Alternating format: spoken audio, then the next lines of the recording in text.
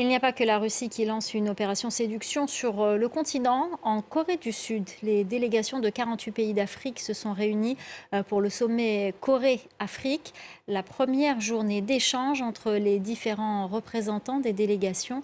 Et le président sud-coréen s'est achevé par une déclaration commune entre la Corée du Sud et la Mauritanie, co-hôte en sa qualité de président de l'Union africaine. Le compte-rendu de notre correspondante à Séoul, Chloé Borgnon. Ce format de sommet multilatéral est une première en Corée du Sud avec des pays africains. Aujourd'hui, les chefs d'État et de gouvernement de 25 pays, dont la Tanzanie, Madagascar ou encore le Congo, ont pu exprimer leurs attentes quant à ce sommet, notamment à la suite de l'annonce par la Corée du Sud de son objectif d'augmenter son aide au développement à hauteur de 10 milliards de dollars d'ici 2030.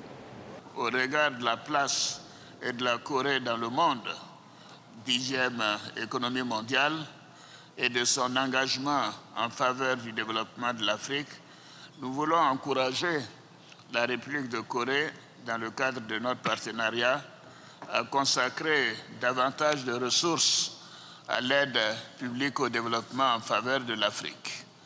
Le miracle de la rivière Han, cet essor économique de la Corée du Sud, fait partie des facettes sur lesquelles le pays s'appuie pour augmenter sa présence diplomatique sur le continent africain.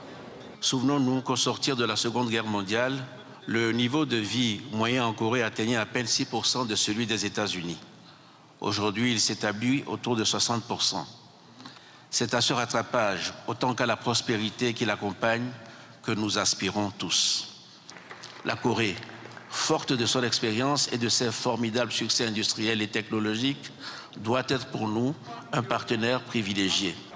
Il faut dire que la Corée du Sud voit de nombreuses opportunités à développer des partenariats avec les pays africains. Ressources en minerais rares qui servent notamment pour les batteries électriques ou les nanotechnologies.